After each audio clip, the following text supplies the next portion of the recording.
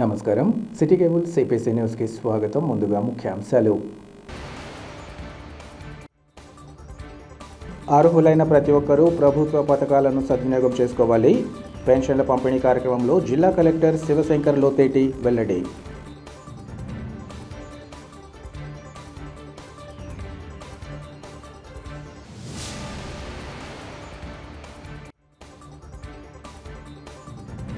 బంగాళాఖాతంలో ఏర్పడిన అల్పపీడన ప్రభావంతో తడిసి ముద్దైన కడప నగరం, కొంతమేర ఇబ్బందులు ఎదుర్కొన్న ప్రజానీకం.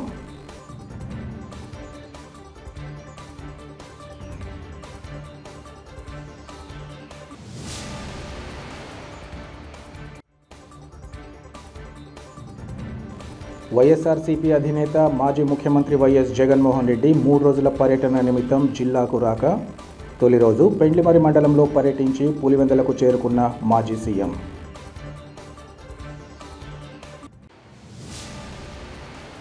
అర్హులైన ప్రతి ఒక్కరూ ప్రభుత్వ పథకాలను సద్వినియోగం చేసుకోవాలని జిల్లా కలెక్టర్ శివశంకర్ లోతేటి పిలుపునిచ్చారు. ప్రభుత్వ ఆదేశాల మేరకు 1వ తేదీ ఒక రోజు ముందుగానే శనివారం ఉదయం 5:30 గంటలకే స్థానిక నాగరాజ్పేట 23వ వార్డులోని లబ్ధిదారులకు ఎన్టీఆర్ భరోసా పెన్షన్లను కలెక్టర్ పంపిణీ చేశారు. తొలుత కలెక్టర్ ప్రభుత్వ పథకాలు సక్రమంగా సకాలంలో అందుతున్నాయా అని, సచివాలయంలో సేవలు అందిస్తున్నారా, మీ ఆరోగ్యం బాగుందా అని, ప్రాథమిక ఆరోగ్య కేంద్రంలో వైద్యులు సక్రమంగా వైద్యాన్ని అందిస్తున్నారా అని లబ్ధిదారులను కలెక్టర్ ఆరా తీశారు. ఇందుకు లబ్ధిదారులు స్పందిస్తూ అధికారులు పథకాల లబ్ధిని అందిస్తున్నారని, సచివాలయం ద్వారా సేవలు, ఆసుపత్రిలో వైద్యం బాగా అందుతోందని కలెక్టర్కు వివరించారు. ఈ సందర్భంగా కలెక్టర్ శివశంకర్ లోతేటి మాట్లాడుతూ ప్రభుత్వ పథకాలను సద్వినియోగం చేసుకోవాలని, ప్రభుత్వం ఎల్లప్పుడూ మీకు అండగా ఉంటుందనే భరోసానిస్తూ బండి జయలక్ష్మి, షేక్ జిలానీ, సయ్యద్ ఖుర్షీద్ తదితర లబ్ధిదారులకు ఒక్కొక్కరికి 4,000 రూపాయల చొప్పున ఎన్టీఆర్ భరోసా పెన్షన్లను ఆయన పంపిణీ చేశారు. ఈ కార్యక్రమంలో DRDA project director Anand Nayak, municipal commissioner Nandan, సమాచార శాఖ assistant director Venugopal Reddy, deputy municipal commissioner Rakesh, సచివాలయ సిబ్బంది తదితరులు పాల్గొన్నారు. వైఎస్ఆర్సీపీ అధినేత మాజీ ముఖ్యమంత్రి వైఎస్ జగన్మోహన్ రెడ్డి 3 రోజుల పర్యటన నిమిత్తం జిల్లాకు చేరుకున్నారు. ఈ ఉదయం వైఎస్ జగన్ బెంగళూరులోని తన నివాసం నుంచి బయలుదేరి హెలికాప్టర్లో కడప ఎయిర్పోర్టుకు చేరుకున్నారు. ఆయనకు పార్టీ నేతలు, కార్యకర్తలు, అభిమానులు ఘన స్వాగతం పలికారు. అనంతరం ఎయిర్పోర్టు నుంచి బయలుదేరి పెండ్లిమరి మండలం మాచునూరు గ్రామానికి చేరుకుని పార్టీ మండల కన్వీనర్, ఇటీవల మృతి చెందిన మాచునూరు చంద్రారెడ్డి కుటుంబాన్ని పరామర్శించారు. ధైర్యంగా ఉండాలని, పార్టీ అండగా ఉంటుందని భరోసా కల్పించారు. ఆ తర్వాత అక్కడి నుంచి బయలుదేరి గొందిపల్లె గ్రామానికి చేరుకున్నారు. కడప మార్కెట్ కమిటీ మాజీ చైర్మన్ మాచవరం చంద్రహాస్ రెడ్డి కుమార్తె వివాహం జరిగిన నేపథ్యంలో నూతన వధూవరులను ఆశీర్వదించారు. పేరు పేరున అందరినీ పలకరించారు. అనంతరం పులివెందులలోని తన నివాసానికి చేరుకుని రాత్రికి అక్కడే బస చేశారు. కాగా మాజీ సీఎం ఆదివారం పులివెందులలో జరిగే కార్యక్రమాల్లో పాల్గొంటారు. సోమవారం ఉదయం తన తండ్రి మాజీ ముఖ్యమంత్రి వైఎస్ రాజశేఖర రెడ్డి వర్ధంతి సందర్భంగా సమాధి ఘాట్ వద్ద నివాళులర్పించి తాడేపల్లికి బయలుదేరి వెళ్లనున్నారు.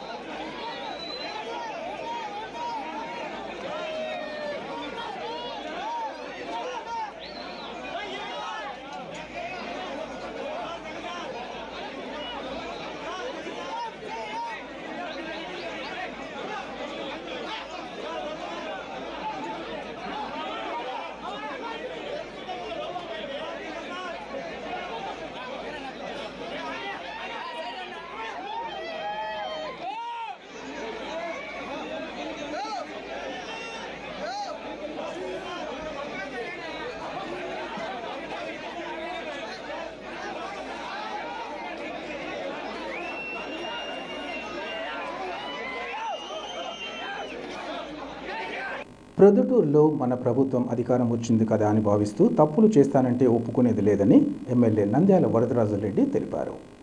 ఈ మేరకు ఆయన మీడియాతో మాట్లాడుతూ అసాంఘిక కార్యకలాపాలపై ఉక్కుపాదం మోపాలని పోలీసుల అధికారులకు చెప్పామన్నారు. నియోజకవర్గ పరిధిలో క్రికెట్ బెట్టింగ్, మట్కా, గుట్కా, ఇసుక అక్రమ రవాణాలో ఎవరు పాల్పడినా చర్యలు తప్పవని హెచ్చరించారు. గత ప్రభుత్వంలో పాలకులు అనేక అవినీతి అక్రమాలు చేసినందుకు ప్రజలు ఆ పార్టీకి 11 స్థానాలకు పరిమితం చేశారన్నారు. మన ప్రభుత్వానికి ఇలాంటి పరిస్థితి రానివ్వనని ఈ సందర్భంగా పేర్కొన్నారు. పార్టీ నేతలు, కార్యకర్తలు ప్రత్యామ్నాయ ఆదాయ వర్గాలను చూసుకోవాలే గాని అసాంఘిక కార్యక్రమాలకు జోలికి వెళ్లరాదన్నారు. ప్రొద్దుటూరులో బంగారు రెడ్డి ఆయన బావ తాను చేసినట్లు ఒక్క అవినీతి నిరూపించగలరా అని సవాల్ విసిరారు. ప్రజా సంక్షేమానికి కట్టుబడి ప్రతి ఒక్కరూ ప్రభుత్వ నియమ నిబంధనల మేరకు నడుచుకోవాలని ఆయన సూచించారు. రాచమల్లు ప్రసాద్ రెడ్డి గారు, ఆయన బావమరిది ఎన్వీఆర్ఆర్ అనే పేర్లతో మన ఇసుక తోలే లారీల మీద పేరు ఉన్నదని నా పైన ఆరోపణ చేసినారు. అది నంద్యాల వరదరాజుల రెడ్డి అనే దాని కింద వస్తుంది. ఆయన తమ్ముళ్ళు, ఆయన తమ్ముని కొడుకులు వాళ్ళందరూ ఇసుక తోలుతున్నారని ఆయన చెప్పడం జరిగింది. సుమారు వారం రోజులకి ఆడ పోలీస్ స్టేషన్లో ఉన్నాయి పట్టుకుంటే 4 లారీలు కూడా. ఈ 4 ట్రిప్పర్లు కూడా వారం రోజులు ఉంటే నా సొంతమైతే నేను ఎందుకు ఇడిపించుకోను? కమలాపురం తాలూకా వల్ల 4 రోజులు ఉన్నాయి. ఇప్పుడు పోలీసు వాళ్ళు అందరూ నేను చెప్తే వినే పరిస్థితి పోలీసు వాళ్ళు ఉండబడినప్పటికీ కూడా నేను ఎవరికి దాని గురించి చెప్పడంలే. ఎవ్వరు ఇసుక, క్రికెట్ బెట్టింగ్, మట్కా, గుట్కా ఎవరుని తప్పు చేసినా కూడా క్షమించే ప్రసక్తి లేదు. కాబట్టి నా మీద ఏదో ఊరికి ఆరోపణ చేయాలంటున్నారు. వాళ్ళ జీవితాంతము వాళ్ళిద్దరూ బావమరుదులు నా మీద ఆరోపణ చేసుకుని ఒక తప్పు తెలుసుకోను. నేను కానీ నా కుటుంబ సభ్యుల మీద కానీ. గుట్కా మట్కా బంగారెడ్డి ఉన్నాడే, ఆయన ఏదో తన వాళ్ళ బావ ఎమ్మెల్యేగా ఉన్న కాలంలో అంతా కూడా ఎన్నో రకాలైన దుర్మార్గపు సంపాదన సంపాదించినాడు. ఎక్కడ కూడా చట్టబద్ధమైన కార్యకలాపాలు తప్పక చట్ట విరుద్ధమైన కార్యక్రమాలను ప్రోత్సహించే ప్రసక్తి లేదు. పోలీసు వాళ్ళకు చెప్పినాను ఆల్రెడీ, ఎవరైనా సరే తన లేదు మన లేదు, ఎవరు ఇసుక ఈ క్రికెట్ బెట్టింగులు కానీ, మట్కా కానీ, గుట్కా కానీ ఏం చేసినా కూడా ఈ అసాంఘిక కార్యక్రమాలను ఎవరిని ఉపయోగించాల్సిన అవసరం లేదని చెప్పిన. నేను ఎవరిని పట్టుకొని మీరు ఈ గుట్కా మట్కాలలో చెప్పినా నేను మీకు చెప్పే ప్రసక్తి లేదు. చట్టబద్ధంగా చట్టం చేసుకొని పోవాలనే దాంతో ఖరాఖండిగా చెప్పడం జరిగింది. ఇప్పుడు కూడా ఏదో కొంతమంది మా ప్రభుత్వం వచ్చింది, మేమందరం గతంలో వాళ్ళు చేసిన పనులందరినీ చేసుకోవాలనేది కొంతమంది ఆశావాహులు అందరూ కూడా ప్రయత్నాలు చేస్తూ ఉన్నారు. ఎక్కడ కూడా చట్టబద్ధమైన వ్యాపారాలు, చట్టబద్ధమైన పరిస్థితుల్లో ఉండబడిన పనులు చేసుకోవాలి. కానీ ఏదో మనదే ప్రభుత్వం అధికారం లేకొచ్చింది మేము కూడా ఏదో చేసుకోవాలని ఆశపడడం అనేది కరెక్ట్ కాదు. వాళ్ళు తప్పుల మీద తప్పులు చేసుకుంటూ రోజుకో తప్పు చేసుకుంటూ వాళ్ళు 11 సీట్లకు పరిస్థితి వచ్చింది. 151 సీట్లు 2019 ఎన్నికల్లో వచ్చిన వాళ్ళకు 11 సీట్ల పరిస్థితికి వాళ్ళు వచ్చినారు. మనము తప్పులు చేసేటువంటి పరిస్థితి రావాలని మన ఎవ్వరు కూడా తెలుగుదేశం పార్టీ కార్యకర్తలు కానీ, నాయకులు కానీ దయచేసి ఎవరు కోరుకోకూడదు. వాళ్ళు తప్పులు చేసి 11 సీట్లకు వచ్చినారు. మనం కూడా తప్పులు చేస్తే మనకు అదే పరిస్థితి వస్తుంది. రాజకీయాన్నైనా వదులుకుంటా కానీ ఒకరితో చెప్పించుకునే పరిస్థితిలో నేను లేను. దయచేసి బంగారెడ్డి, నువ్వు నీ జీవితాంతము నా మీద ఒక తప్పును తేల్చుకో. నువ్వు ఏదో నా మీద ఆరోపణలు చేయాలని చేస్తాడు అంతే. ఎస్పీ నిజాయితీపరుడైన ఎస్పీ గారు వచ్చినారు. ఇప్పుడు పొద్దుటూరులో పోలీసులందరూ కూడా నిజాయితీగానే వ్యవహరించమని చెప్తాము. ఎక్కడ కూడా అవినీతికి ఆస్కారం లేకుండా మట్కా, కుట్కా, గుట్కా బెట్టింగ్ ఏ దాంట్కి ఇసుక ఇటన్నీ ఏం లేకుండా చేయాలని చెప్తాము. దయచేసి అసాంఘిక కార్యక్రమాలు అన్నీ కూడా వదిలిపెట్టుకొని న్యాయబద్ధమైన సంపాదనలకు అలవాటు పడండి. ఇది శాశ్వతం కాదు. ఈ బంగారెడ్డి, ఈ ప్రసాద్ రెడ్డి వాళ్ళన్న అందరూ కలిసి నేను బ్రతికినంత కాలము నా మీద ఒక తప్పు తెలుసుకున్నాడు. ఇంకొక 20 సంవత్సరాలు నేను ఎంతకాలం బతుకుతానో నాకు తెలియదు. నేను గతంలో 1985లో నేను ఎమ్మెల్యే అయినప్పటి నుంచి ఇప్పటి వరకు ఇంకా ఒక 4 ఏళ్ల సమయం ఉంది. 4 ఏళ్ల సమయం వరకు ఒక తప్పు తెలుసుకోమనండి. నేను నా జీవితానికి నేను నిజాయితీగా బతకాలనుకుంటున్నా. సంస్కారం వైపు, మంచి వైపు పోతా. నిరంతరము మంచిని కోరుతా. లాస్ట్ వరకు మంచిని కోరుతానే తప్పక ఏదో చిన్న దాంట్లకు, తప్పుడు దాంట్లకు ఎప్పుడు కూడా తలొగ్గే ప్రసక్తి లేదు. నీవు నా మీద కావాలని ఆరోపణలు ఎన్ని చేసినప్పటికీ కూడా ప్రజలు ఎవరు నమ్మే పరిస్థితి లేరు. నువ్వు ఒక 5 ఏళ్ళు నువ్వు కూడా నా దగ్గర ఉన్నావు. నీ బావ నా దగ్గర ఉన్నాడు. నా దగ్గర ఒక 20 ఏళ్ళు పనిచేశారు మీరు. నా 20 ఏళ్ళు పనిచేసిన కాలంలో ఎప్పుడన్నా నాకు డబ్బులు ఇచ్చినారా మీరు? ఎప్పుడైనా అసాంఘిక కార్యక్రమాలు మీ తప్పులు నేను అక్కడ కాపాడుతూ వచ్చిన. మీరు చేసిన ఎన్నో తప్పులు, కాళ్ళు ఎరగొట్టడం, చేతులు ఎరగొట్టడము, ఎవరినైనా చేసిన తప్పులు జైల్లో పడితే మిమ్మల్ని కాపాడుతూ వచ్చిన. ఏ అసాంఘిక కార్యక్రమాలు ప్రొద్దుటూరులో జరగకూడదనే ఒకటే ఆదేశాలు ఇచ్చేసినాం పోలీసు వాళ్ళకు. ఎవరైనా సరే తన లేదు మన లేదు, చట్టం తన పని తాను చేసుకోే పరిలో పూర్తి విధులు నిర్వహించండి. ఎటువంటి అవినీతికి ఆస్కారాలు లేకుండా విధులు నిర్వహించండి అని చెప్తాము. ఒక మంచి ప్రొద్దుటూరు, ఎక్కడ కూడా బర్కిడ్ కుట్కా, బెట్టింగ్, ఇసుపెటాకులు, మట్కాకు, ఇసుకకు ఎక్కడ కూడా అవకాశం లేని ప్రొద్దుటూరు మన పరిపాలన ఉండాలనేది నా సిద్ధాంతము. దానిని చివరి వరకు కొనసాగిస్తాం. మా శ్రేణులకు కూడా ఒక హెచ్చరిక రవి, దయచేసి అందరూ కూడా న్యాయబద్ధమైన దాంట్లోకి పోండి. మన ప్రభుత్వం వచ్చింది, వాళ్ళు ఏదో చేసుకున్నారు, మనం చేసుకోవాలనుకోవడం అనేది కరెక్ట్ కాదు. వాళ్ళు చేసుకొని 11 సీట్లకు వచ్చినారు. దయచేసి మనం అటువంటి పరిస్థితి కావాలని కోరుకోకూడదు.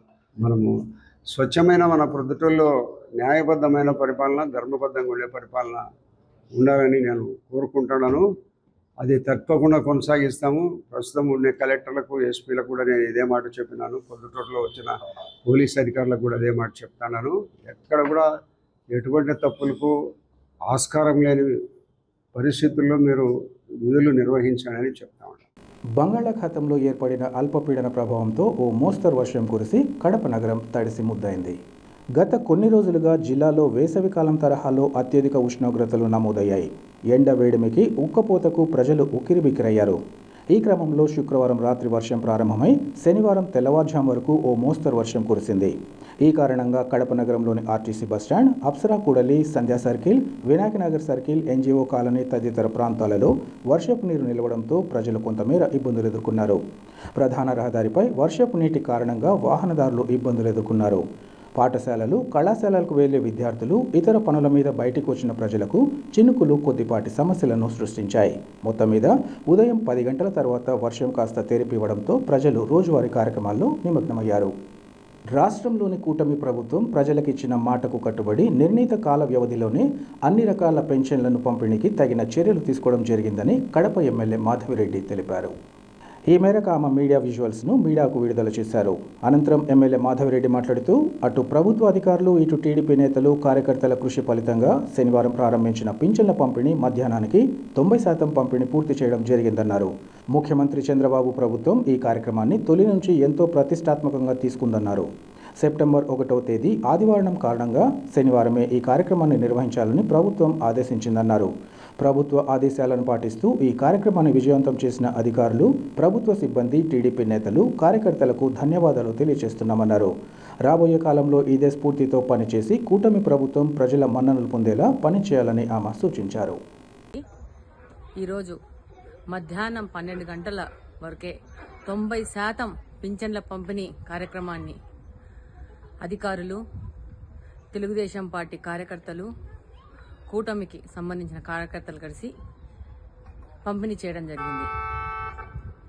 ఈరోజు ఈ పింఛన్ల పంపిణీ కార్యక్రమం అనేది కూటమి ప్రభుత్వానికి, తెలుగుదేశం పార్టీకి ఒక ప్రతిష్టాత్మకంగా తీసుకొని లబ్ధిదారులకి 1వ తేదీ లోపలే పింఛన్ల పంపిణీ కార్యక్రమం అనేది లక్ష్యంగా ముందుకెళ్తుండడం జరుగుతోంది.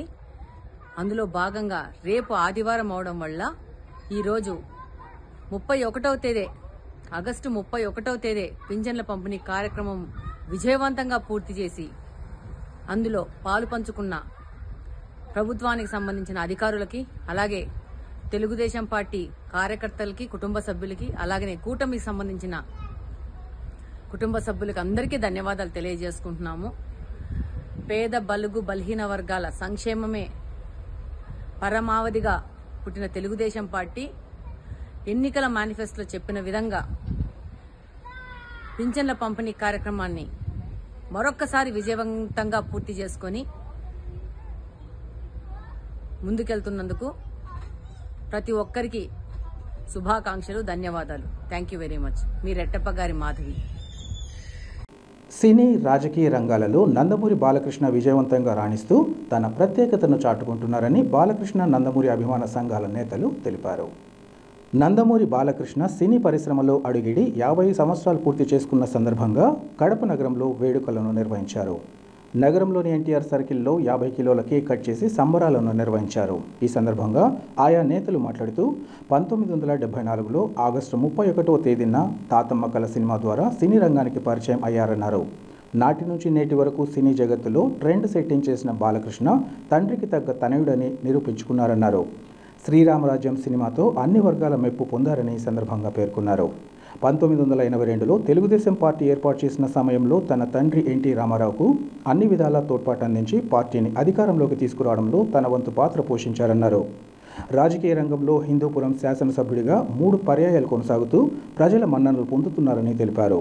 గత 50 సంవత్సరాలుగా సినీ రంగంలో హీరో ఉంటున్న ఘనత ఒక్క బాలకృష్ణకే దక్కుతుందని తెలిపారు. అటువంటి వ్యక్తి నిండు నూరేళ్లు వర్ధిల్లాలని, భగవంతుని ఆశీస్సులు ఉండాలని, సినీ రాజకీయ రంగాల్లో రారాజుగా వెలుగొందాలని కోరుకుంటున్నట్లు తెలిపారు.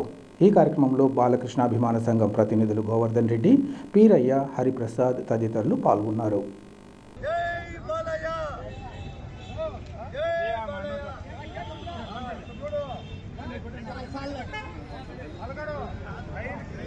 నమస్కారం.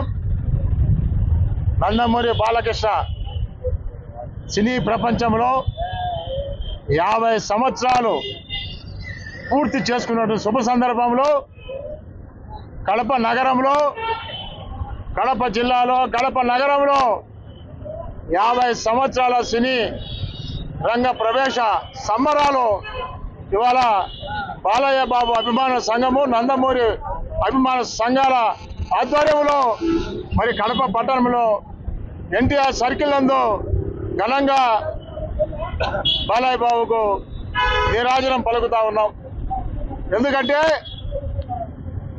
1974 ఆగస్టు 30 తాతమ్మ కళ సినిమా ద్వారా సినీ జగత్తుకు పరిచయం చేసిన వ్యక్తి నందమూరి ఎన్టీ రామారావు గారు.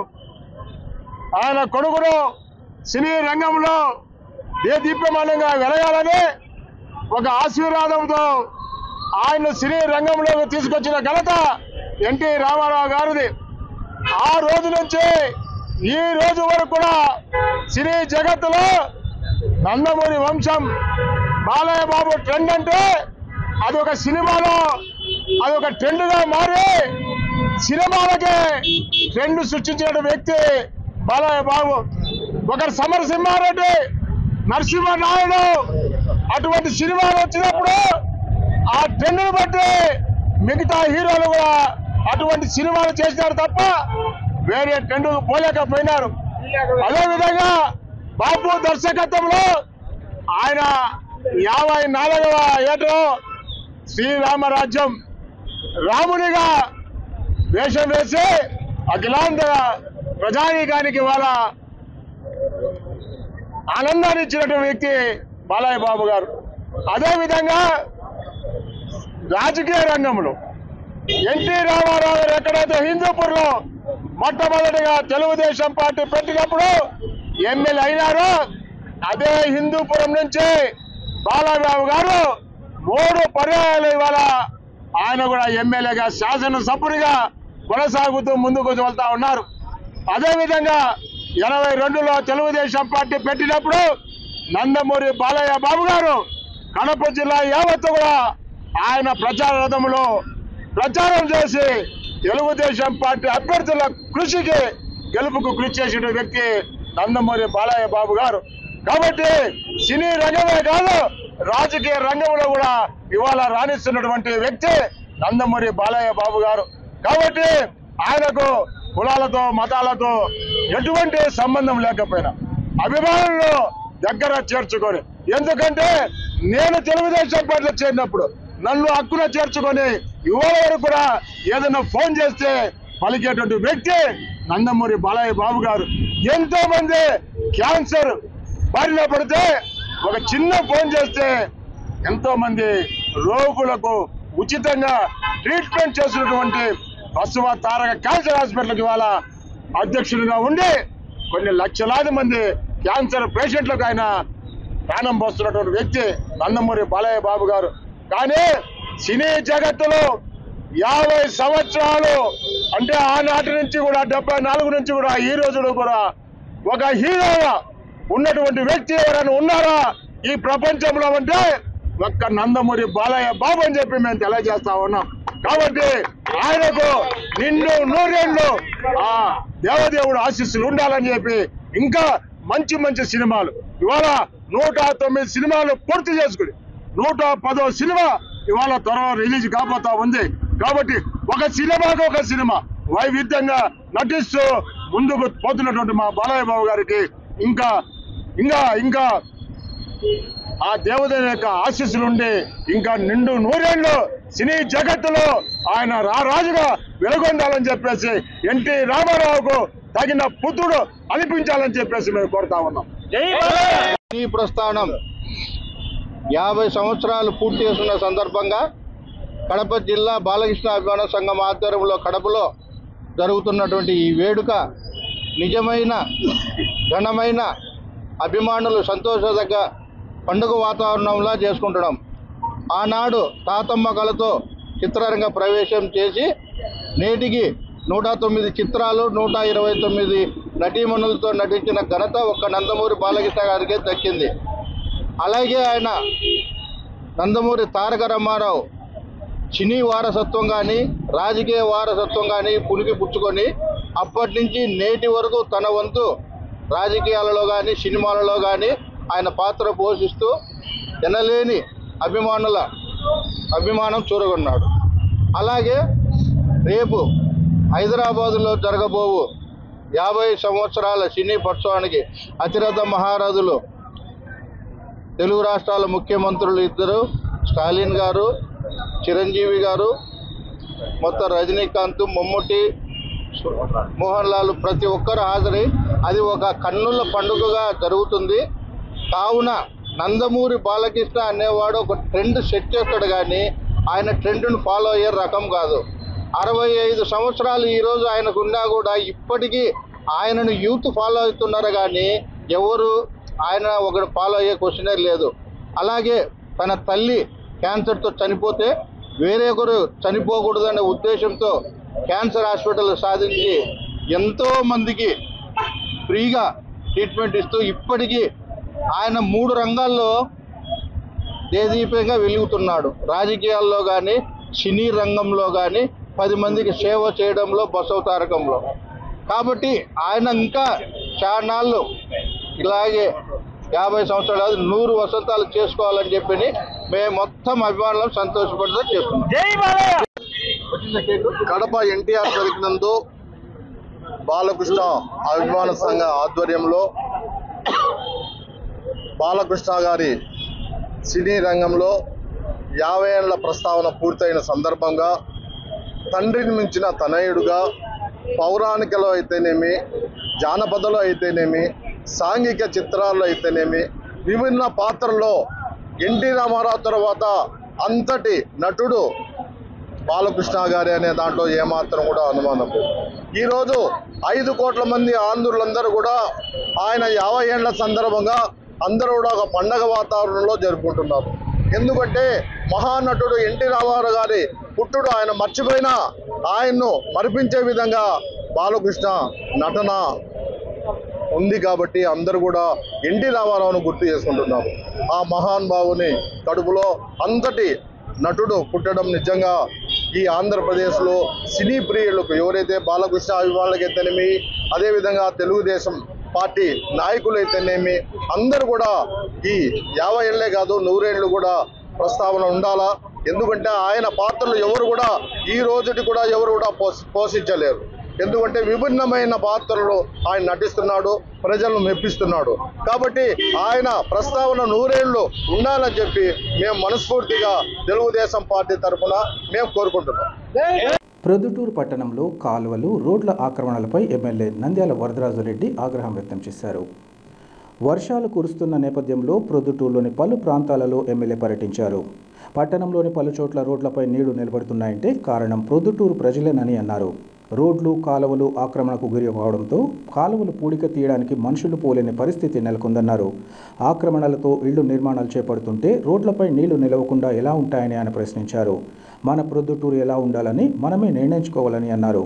ప్రొద్దుటూరు పట్టణంలో మార్పులు చేర్పులు జరగాల్సిందని ఈ సందర్భంగా చెప్పారు. ఈ పరిస్థితుల్లో పారిశుద్ధ్య కార్మికులు పని చేస్తున్నారంటే వారు దేవుళ్లతో సమానమన్నారు. దయచేసి ప్రొద్దుటూరు ప్రజలు ఆలోచించుకొని పట్టణాన్ని పరిశుభ్రంగా ఉంచుకోవాలని అన్నారు.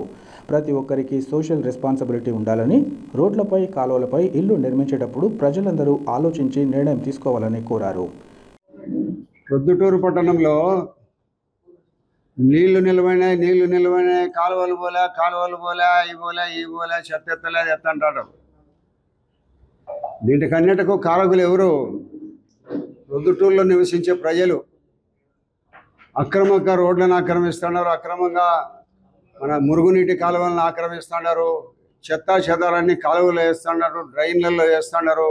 మనిషి పోయేదానికి వీలు లేని పరిస్థితుల్లో కాలువల పూడికదీయని కూడా వీలు లేని పరిస్థితుల్లో ఆక్రమించినారు. ఒక మడూరు కాలువ తప్పితే అంతో ఇంతో కొత్తపల్లె కాలువ తప్పితే మిగతా పొద్దుటూరు ఛానళ్ళు దొరసానిపల్లె ఛానళ్ళు ఆనుకొని కట్టుకున్నారు. నీళ్ళు ఎట్లా పోతాయి? నీళ్లు పొద్దుటూరులో ఉన్నాయంటే ఎవరు కారకులు? మీరు పొద్దుటూరు ప్రజలు కారకులు. ఈడ నీళ్లు నిలబడినాయి ఆడ నీళ్లు నిలబడినాయని మాకు ఫోన్లు చేస్తున్నారు. ఎందుకు చేస్తున్నారు మీరు ఫోన్లు? పొద్దుటూరులో ఉండేది ఎవరు? మీరా మేమా? మన ప్రొద్దుటూరు ఎట్లుండాలని మనము నిర్ణయించుకోవాలా. మన పొద్దుటూరు పరిస్థితిని మనం మెరుగుపరుచుకునే పరిస్థితుల్లో మనం ఇల్లు కట్టుకోవాలా. రోడ్ల మీదకి ప్రతి ఒక్కరు సాగి కాలువల మీదకి ఎనికి ఆక్రమించుకొని రోడ్లన్నీ ఆక్రమించుకొని నీళ్లు పోలేదు ఎట్లా పోతాయి నీళ్ళు?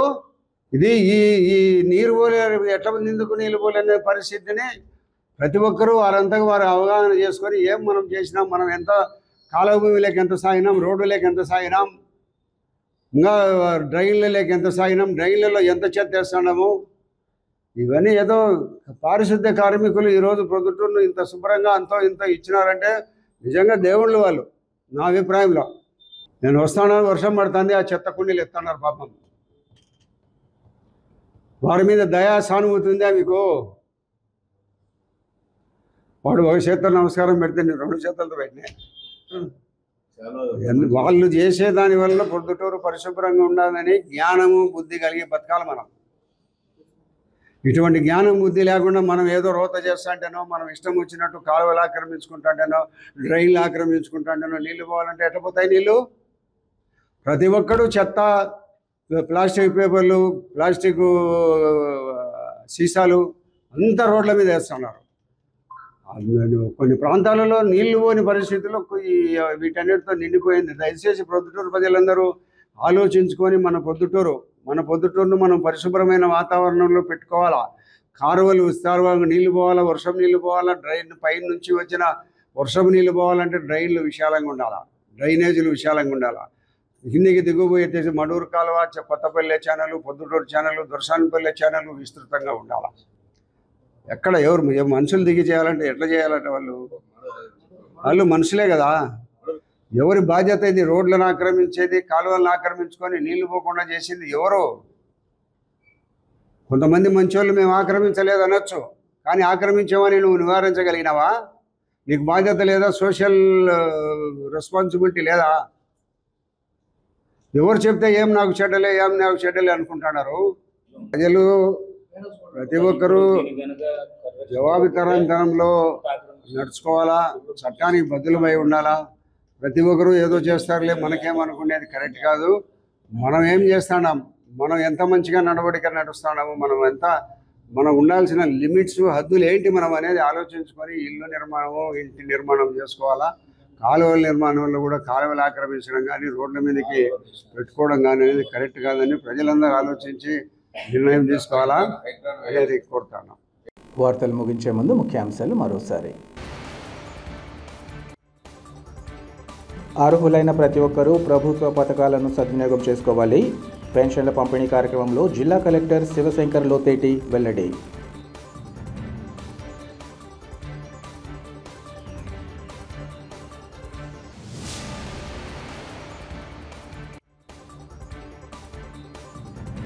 బంగాళాఖాతంలో ఏర్పడిన అల్పపీడన ప్రభావంతో తడిసి ముద్దైన కడప నగరం, కొంతమేర ఇబ్బందులు ఎదుర్కొన్న ప్రజానీకం.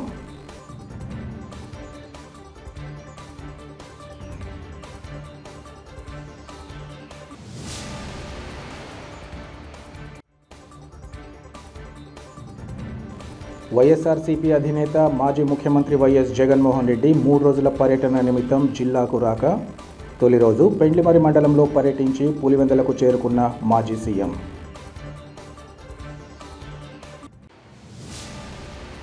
సిటీ కేబుల్ సిపిసి న్యూస్ ఇంతటితో సమాప్తం. నమస్కారం.